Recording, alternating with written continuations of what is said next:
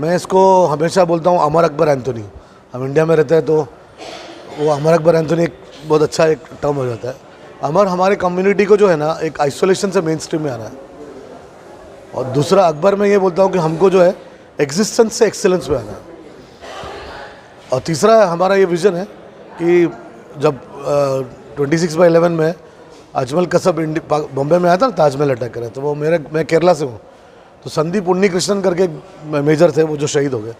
तो मैं ये कहता हूँ कि वहाँ क्यों एक अब्दुल्ला शहीद क्यों नहीं हुआ, तो बुरा जो स्ट्रीम है ना, जो बात करने का जो ढंग है वही चेंज हो जाएगा। तो ये बहुत ज़रूरी है कि जो लोअर स्ट्रेट ऑफ कम्युनिटी है, कोई भी इसका है, वो ये कोशिश करे कि हमको आइसोलेशन से मेन स्ट्रीम में आना। जो मकसद है परवेज साहब का, मेरा मकसद है कि जिनको एजुकेशन नहीं मिलता उसको एजुकेशन मिले। और डिफेंस सिस्टम का फ़ायदा ये है कि वो 10th और 12th के बाद माँ बाप के पैसे पे पढ़ने की ज़रूरत नहीं है, और इस चीज़ का अवेयरनेस स्प्रेड करने के लिए ये प्रोग्राम रखा गया है। कैसे मतलब माँ बाप की? जैसे फॉर एग्जांपल अगर एक बच्चा 12वीं के बाद किसी को कमर्शियल पायलट बनना है तो एक साल में 18 लाख रुपये का खर्चा करना पड़ेगा।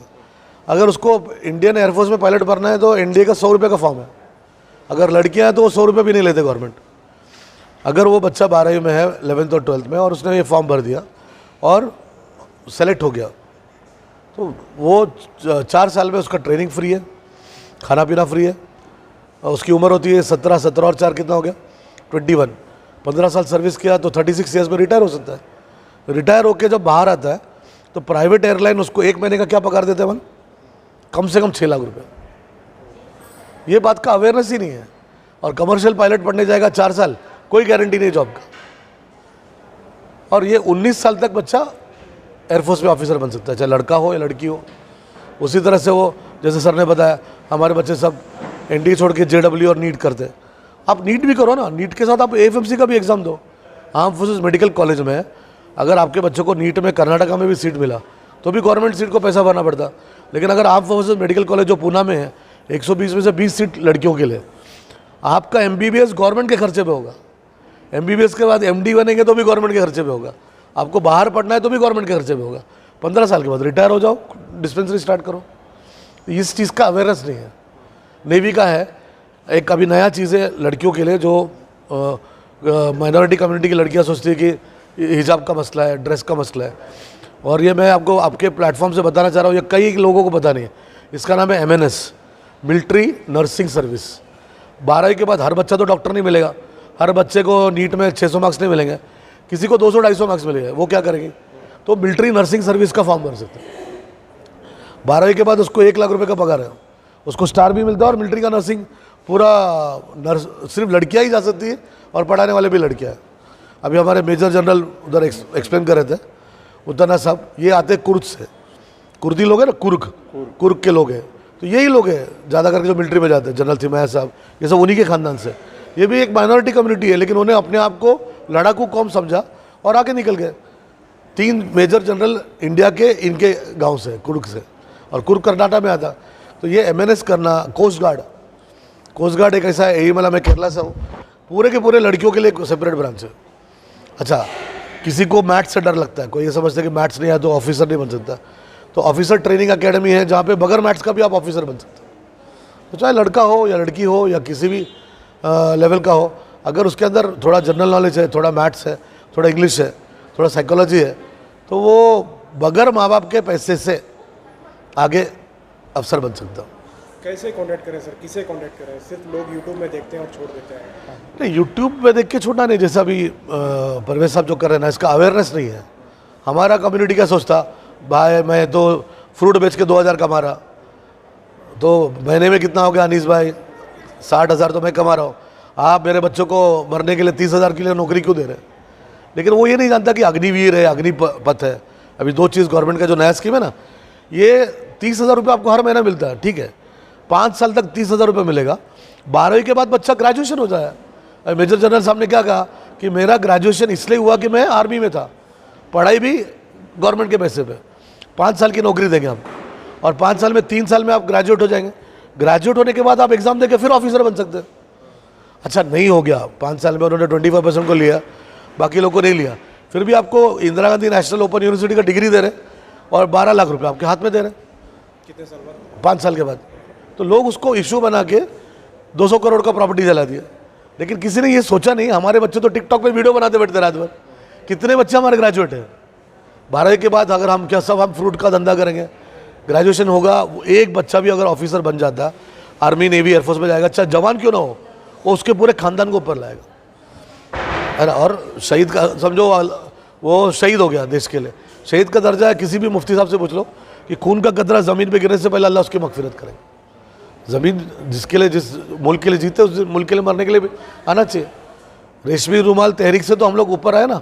तो हम वो जनरेशन की बात करते, ये जनरेशन क्यों नहीं अपना खून पसीना एक करके अपने देश के लिए आगे बढ़ा रहे? तो ये बहुत ज़रूरी है कि जैसा पुलिस में होना चाहिए, जैसे स्कूल में होना चाहिए, डॉक्टर होना चाहिए, इंजीनियर होना चाहिए, उसी तरह से आर्मी नेवी एयरफोर्स में, कोस्ट गार्ड में भी रिप्रेजेंटेशन होना चाहिए हर कम्युनिटी का। मैं नहीं कह रहा कि एक पर्टिकुलर कम्युनिटी, हर एक का। उसका अवेयरनेस नहीं है, और वो अवेयरनेस क्रिएट करने के लिए ऐसे प्रोग्राम्स रखने चाहिए। तो आप पूना में हैं, तो अगर आपसे कांटेक्ट करना है, मैं पूरे इंडिया में, अभी मैं 27 तारीख को कानपुर जा रहा हूँ, मैं पूरे इंडिया में करियर काउंसलिंग फ्री करता हूँ। मेरे पास कोई करियर काउंसलिंग का चार्जेस नहीं है। मेरे से अच्छा, जैसे सर ने मेरी तारीफ़ करी कि मैं मैथमेटिशियन हूँ, तो मेरे से अच्छा मैथमेटिशियन और भी मिल जाएंगे अल्हम्दुलिल्लाह। लेकिन मेरे से अच्छा करियर काउंसलर वो भी डिफेंस में आपको नहीं मिलेगा। और अल्हम्दुलिल्लाह मैं ये सर्विस टू द सोसाइटी करके मैं ये फ्री करता हूँ, और कहीं पे भी बुलाओ तो अपने खर्चे पे आके करके जाता हूँ। इंडिया में आप कहीं पे बुलाए, छोटा से छोटा फंक्शन हो, बड़ा से बड़ा फंक्शन हो, अवेयरनेस क्रिएट करना ये मेरा काम है। तो आप पूना रहते हैं? हाँ, और मेरा यूट्यूब है, आप मेरे यूट्यूब पे भी देख सकते हैं मुझे। क्या सर्च करें? सानी स्कूटी लिखे तो आपको मिल जाएगा। 650 बच्चे मेरे 35 साल में ऑफिसर हैं in the army navy air force.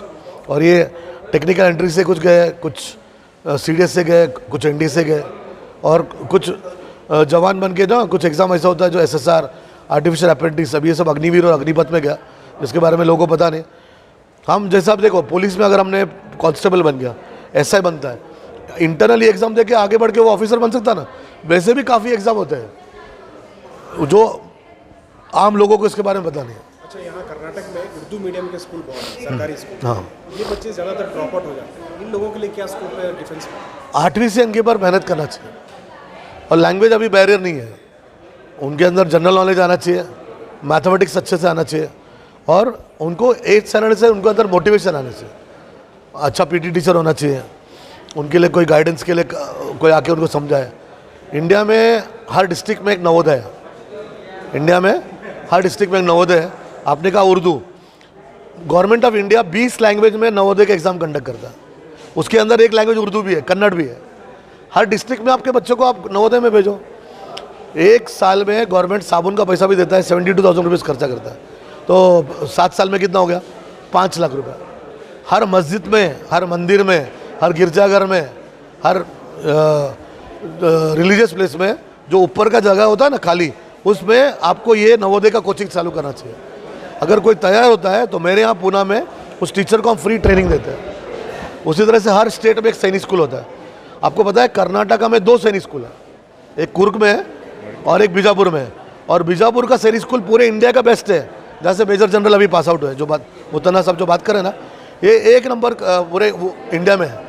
तो वहाँ अपने बच्चों को भेजो, उसका भी एंट्रेंस एग्ज़ाम है, उसका भी कोचिंग कराते हैं। उसी तरह से इंडिया में 5 RMS है, उसमें से 2 RMS कर्नाटक में है, एक बेलगाम में और एक बेंगलोर में। लेकिन लोगों को, उसके आसपास के लोगों को भी अवेयरनेस नहीं है। और एक अजमेर में है। अभी अजमेर में तो बोलने की ज़रूरत नहीं आपको, लेकिन बच्चे को पता ही नहीं वो किसके लिए है।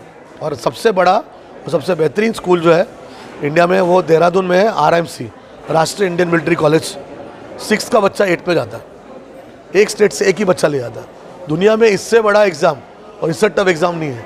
इन सारी चीज़ों का कोचिंग और अवेयरनेस हम पूना में भी कराते हैं, और आप लोग जहाँ बोलेंगे हम उसका अवेयरनेस करने के लिए तैयार हैं। ऑनलाइन भी है, ऑफलाइन भी है, हाइब्रिड है। ऑनलाइन लोगों को नहीं समझ में आता, 2 साल कोविड की वजह से ऑनलाइन बच्चों को नहीं समझ में आता, लेकिन हम टीचर्स को ऑनलाइन ट्रेनिंग दे सकते हैं। 80% बच्चों को ऑनलाइन नहीं समझ में आता, सिर्फ 20% बच्चों को ऑनलाइन समझते हैं। ऑफलाइन आप आ जाए, पढ़ा देंगे।